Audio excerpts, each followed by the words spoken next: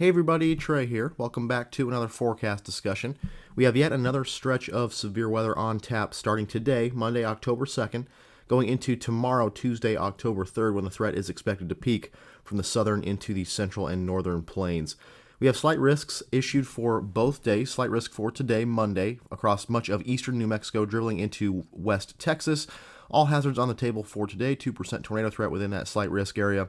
Damaging wind and large hail going to be a threat for today. We're going to focus most of the video on tomorrow's threat, however, where there is also a large slight risk area that extends all the way up from southwest Texas into central and northern Nebraska that does involve an all hazards threat as well. Tornado threat is at a 2% now, and also a damaging wind and large hail, perhaps a significant hail threat, especially from central Nebraska down into the eastern Texas Panhandle and western Oklahoma.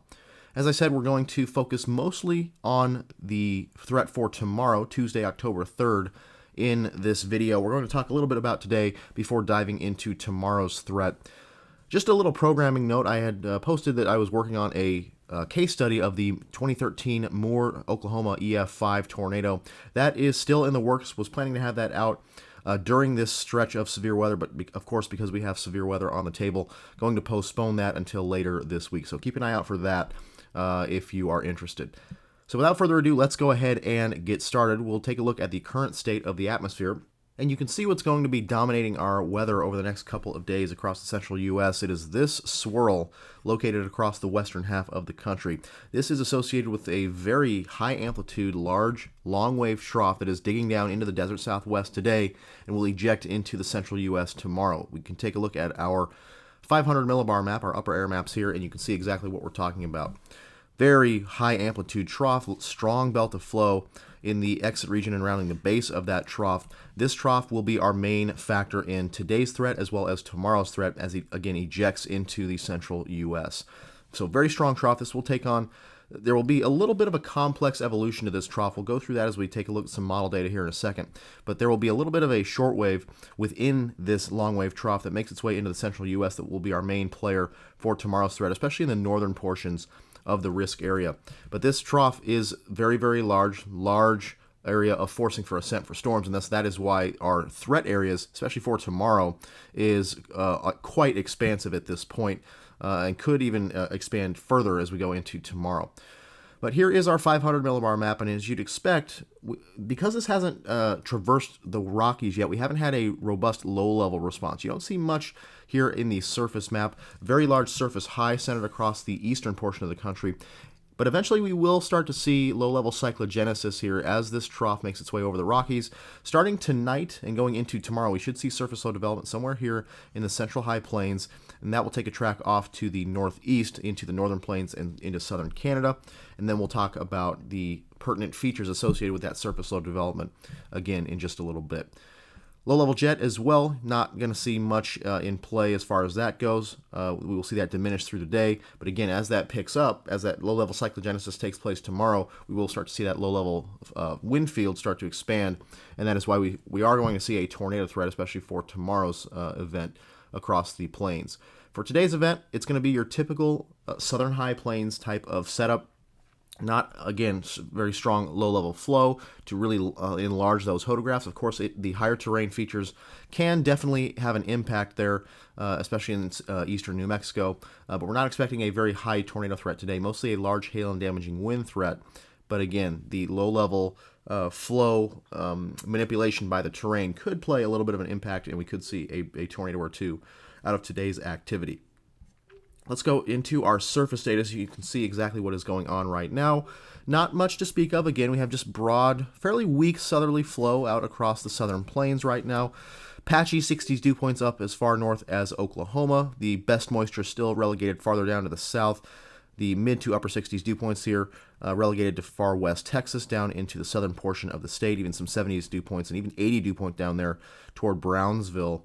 But we have this moisture that is sitting there. Of course, as we start to get low-level cyclogenesis, that will get pulled northward into a relatively narrow corridor for tomorrow's threat. We do have fairly high-quality moisture into New Mexico already.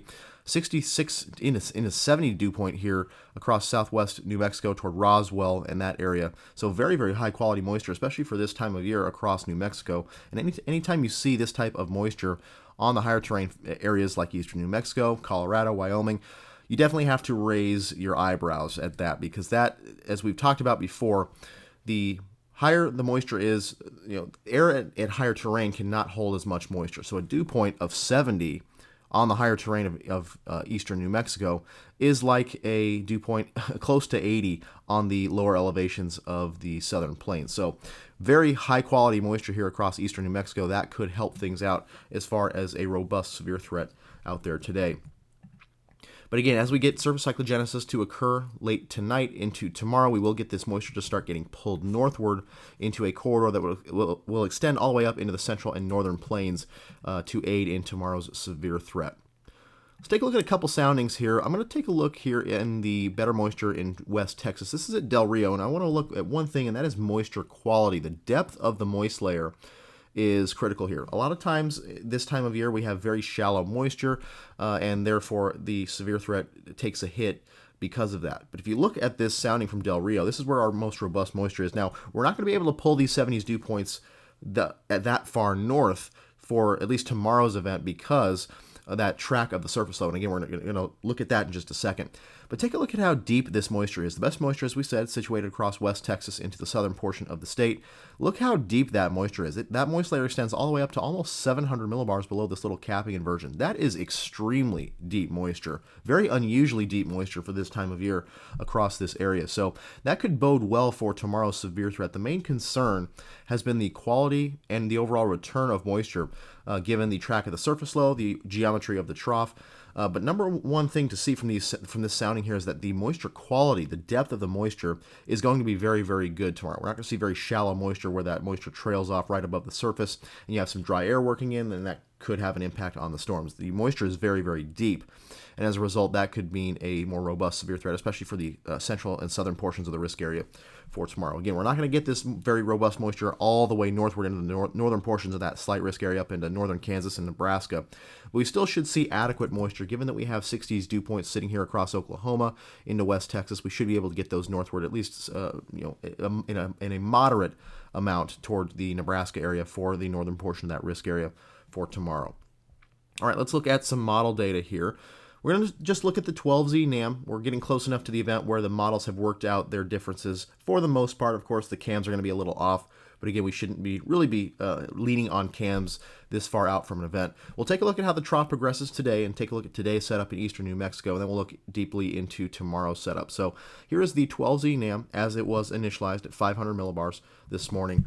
And you can see we have a very well-defined trough ridge couplet here. Very strong trough here across the western U.S., high amplitude feature. And just to the east of that is a very strong ridge of high pressure that is centered over the eastern half of the country, leading to some warmer temperatures here from the southern plains out to the east. That is going to change. This trough is going to move off to the east and break this ridge down, and that will allow us to see that severe weather threat develop for tomorrow especially. So this trough is going to move off to the east today. We won't see any significant changes today, maybe just it meanders east a little bit. We will see that forcing move into the central and southern high plains. We do have a marginal risk that extends all the way up here into the northern plains, places like Montana, North Dakota. I'll go back and show you that just here quickly. You see that marginal risk extends up into the northern plains. Well, that is because this trough is so expansive. The exit region of this trough is quite expansive here, extending all the way from eastern New Mexico up into the northern plains. So the forcing for ascent is covering a very large area. We do at least have modest moisture up into the northern plains at this point. I'll take a look at the northern plains sector. We do have 50s and dew points up here into North Dakota, South Dakota, northern Nebraska. So we will have enough moisture up there for a severe threat today, given at least modest forcing for ascent for some marginal severe weather up there today. But again, the main risk is going to be down here where the best moisture is across eastern New Mexico. That forcing going to be aimed there as well, right in the exit region of that trough. Let's go down to the surface, and you'll see that as we go into the day, not much is going to happen, especially for the southern portion of the risk area, but we will start to see cyclogenesis take place by late afternoon into the evening across northeast Colorado into southeast Wyoming, western Nebraska. You see the surface low develops there, and that is going to be the result of that flow associated with the trough aloft finally traversing the Rockies. We will initiate lead cyclogenesis processes there. Now for tomorrow, that's going to be an interesting case in how this moves, because this is going to move well off to the northeast, not really impacting areas of the southern plains. We'll have a cold front draped down to the south, and that cold front will be our main initiating boundary for storms tomorrow. We won't really be looking at a surface low severe threat, as that surface low will be well up here into southern Canada, into the northern plains. So let's look at our moisture. At least for today, you see at least southerly flow moving into western Texas, eastern New Mexico, that nice upslope flow that we talk about. Not really much easterly flow here. We've talked about that in previous videos, such as the Akron, Colorado tornadic supercell case study, where you have easterly flow in these areas that will go up the terrain.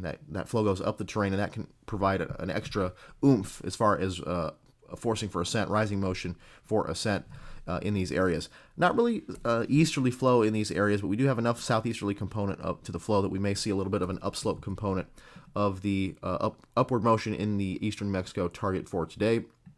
That should continue to bring moisture into this region at a minimum. We'll back it up here to the initialized moisture values here, surface moisture, 60s dew points all the way into eastern New Mexico, and those will hang out all day long today because of that persistent southeasterly flow that will strengthen a little bit as we go into the day and keep pumping that moisture into eastern New Mexico. And that is a very nice moisture profile for significant severe weather across eastern New Mexico. Again, those 60s dew points on the higher terrain of eastern New Mexico should set off some alarm bells, and we could see some sneaky activity, especially including tornadic activity, but it's mostly going to be a large hail threat today, given somewhat muted low-level photographs.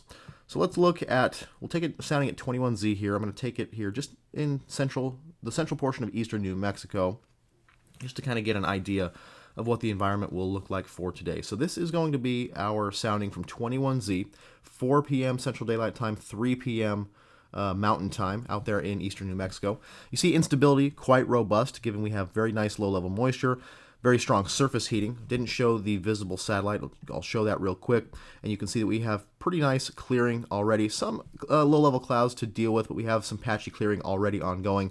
That should continue as we go into the afternoon hours today, and that will really boost those instability values across eastern New Mexico. That, in tandem with this very high low-level moisture, should give us some pretty robust instability today, especially for eastern New Mexico standards, 2,200 joules per kilogram of mixed layer CAPE here by mid-afternoon. A little bit of capping inversion, that probably is a NAM thing, and will be overcome in part by the terrain and the introduction of that forcing into the region. So not really concerned about that. There will be plenty of instability, plenty of forcing mechanisms to push those parcels through any remaining minor convective inhibition to achieve surface-based convective development later this afternoon.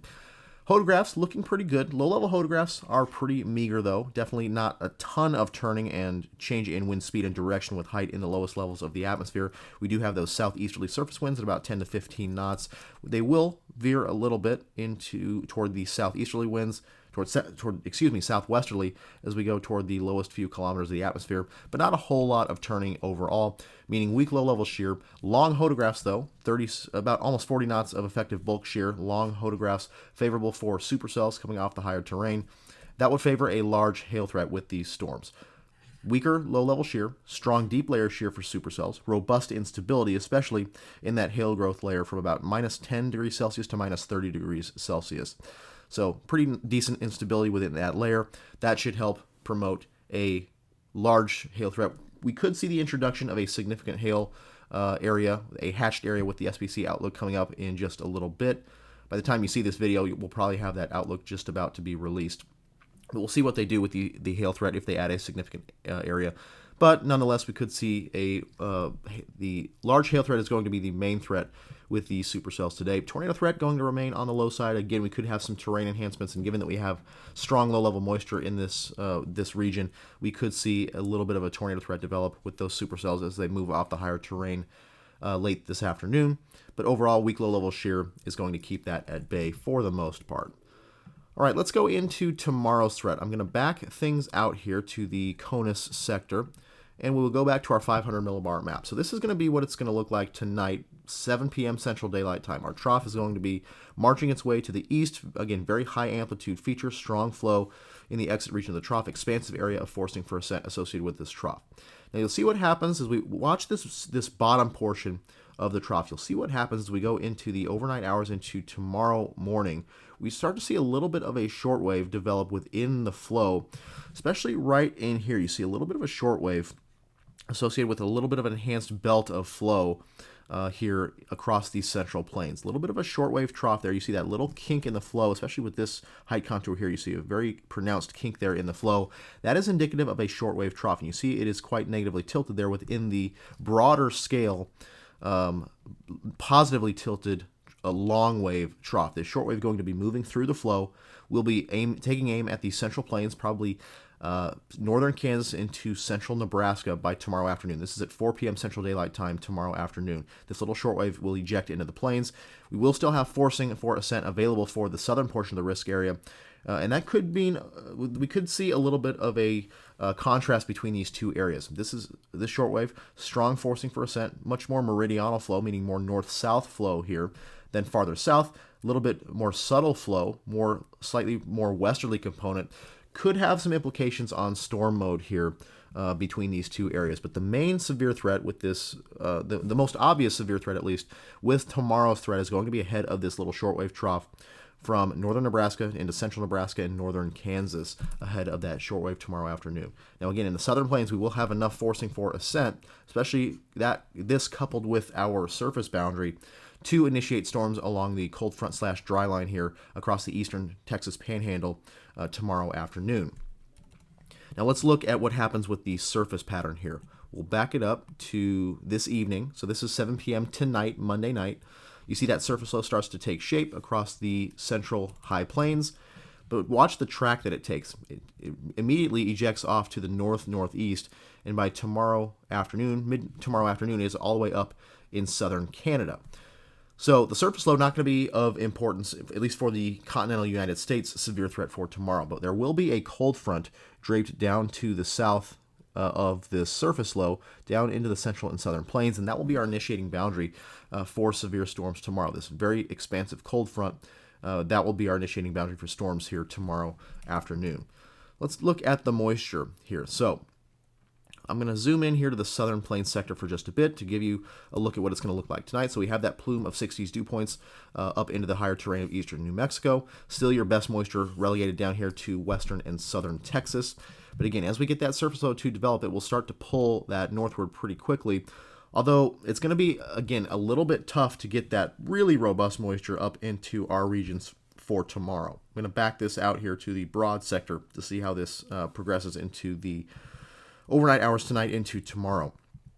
So you'll see as we go into tomorrow, we start to see rapid advection of that moisture northward by about 4 p.m. Central Daylight Time. Those 60s dew points, patchy 60s dew points all the way up into the Great Lakes states here, Minnesota area.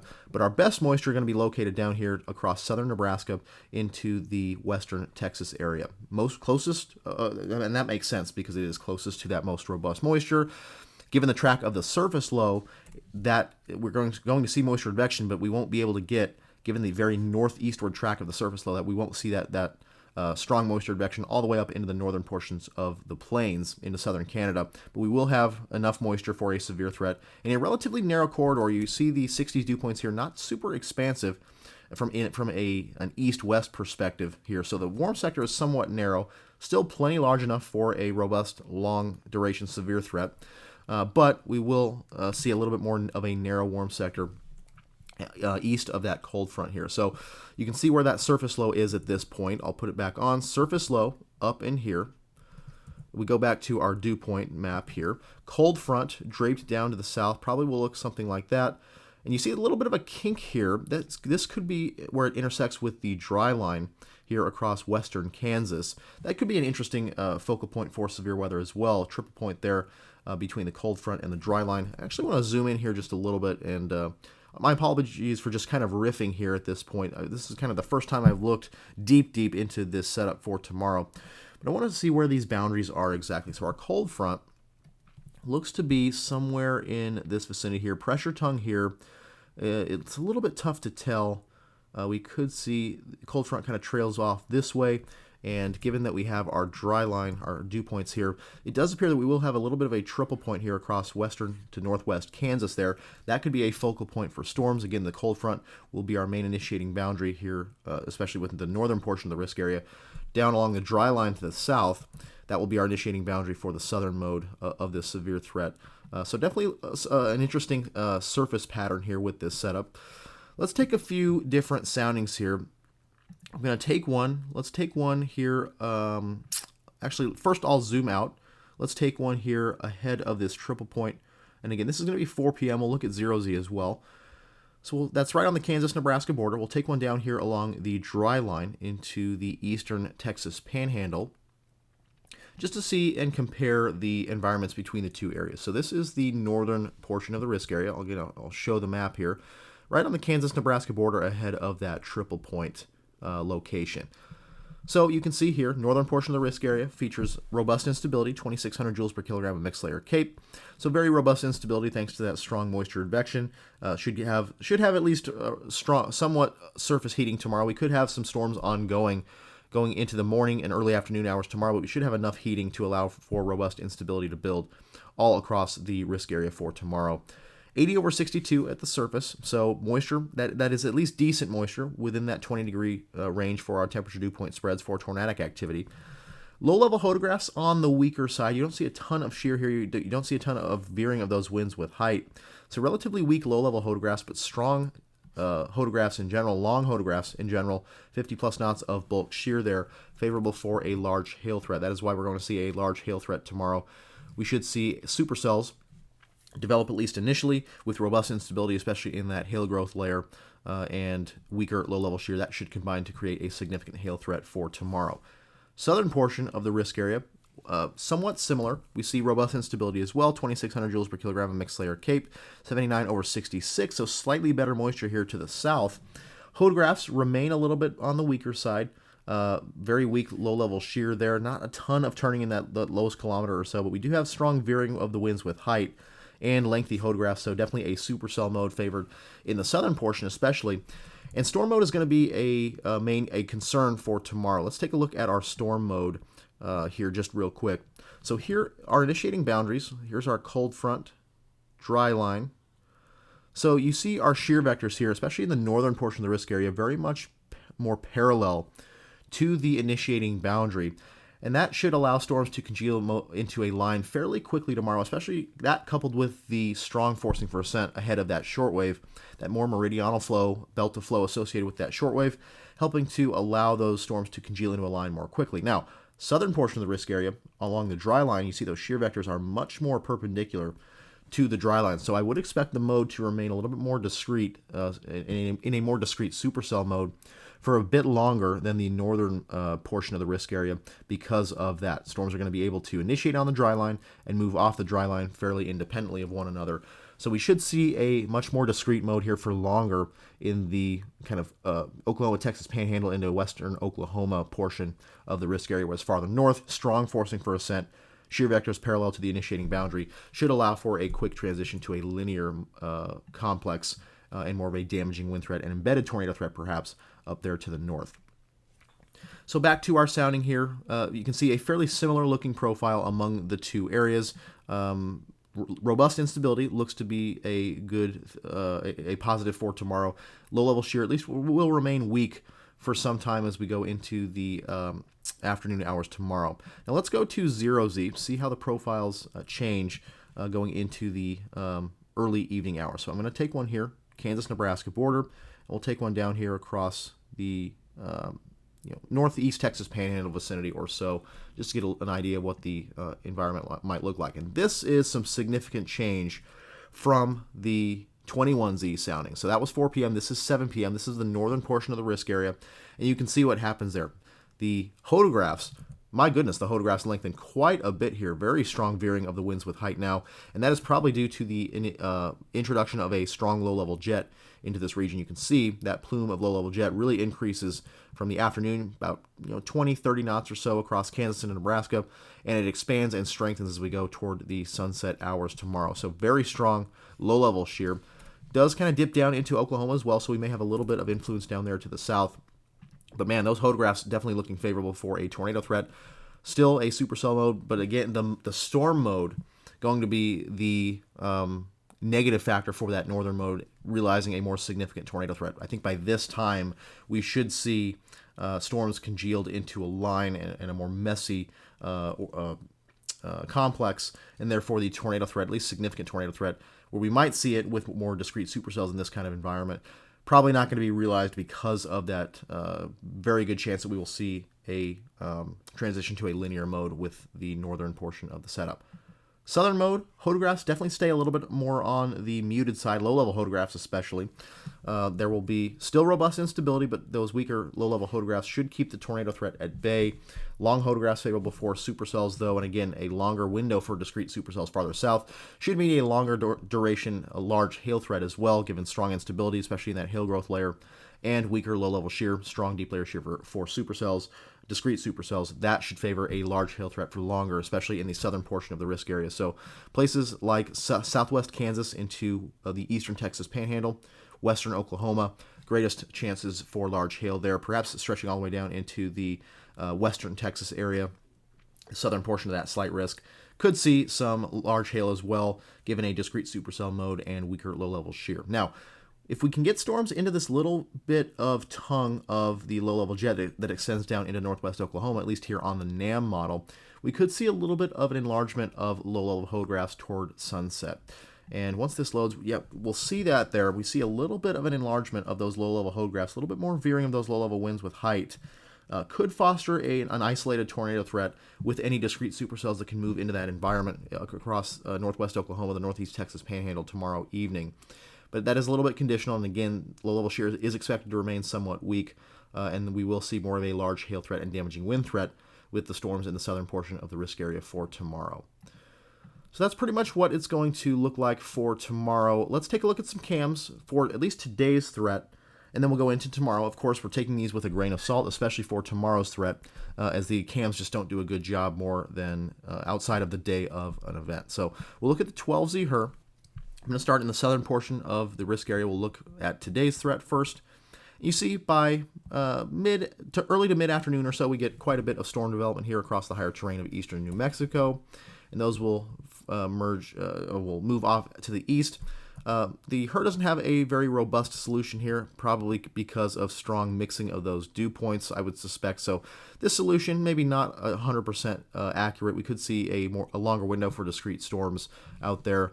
The HER tends to do this a lot. It'll congeal stuff into a line, and because it mixes so much, that's tendency for more outflow dominant storms, and therefore you'll see more of a messy mode here. But I suspect this might be a little bit overdone as far as the quickness of the transition to a more clustered linear mode. But those storms, nonetheless, will be fairly robust. Some embedded supercells in there. They will move into West Texas by tonight. We will see some storms probably linger into tomorrow morning across the area, especially across the Central Plains ahead of that shortwave trough. Let's take a look at the Central Plains sector for tomorrow just to see what is going on. So you see, as we go into tomorrow, we will see some remnant showers and storms going on into the morning. And pretty early on, you see a very messy mode. This a couple supercells in here, but overall, fairly quick transition to a more clustered linear mode here. And you see a very quick transition to a line as the main forcing arrives there across Nebraska into Kansas. Quick transition to a linear mode there. Even in the southern portion of the risk area, which is a little surprising given the better shear vector orientation with respect to the initiating boundary. And again, we're taking this with a grain of salt, especially the HER. I'm just not a fan of the HER in these types of situations. Let's go down to the ARW model. We'll see what goes on here. I'll just keep it on the Central Plains sector as we can still see eastern New Mexico for today. So you see a couple supercells there, tendency for some line segments going into the evening hours tonight. Those storms will persist into tomorrow. We see quite a bit of activity fire up about 21Z, so 3 to 4 p.m. or so. Going into tomorrow afternoon, you see a very quick transition to a line tomorrow. Pretty much instant squall line up here across the northern portion of the risk area. Farther to the south, a little bit more cellular activity here. You see a few more isolated cells, at least semi-discrete cells, in the eastern Texas Panhandle, Oklahoma vicinity. So that will be something to keep a close eye on tomorrow as we go into tomorrow evening. So definitely we'll have to watch that. NSSL WRF now. Let's see what it has for today. A couple supercells there in eastern New Mexico, tendency toward line segments going into the evening hours. Stuff dissipates going into tomorrow morning. A few showers remaining across Kansas, Nebraska, Oklahoma tomorrow morning.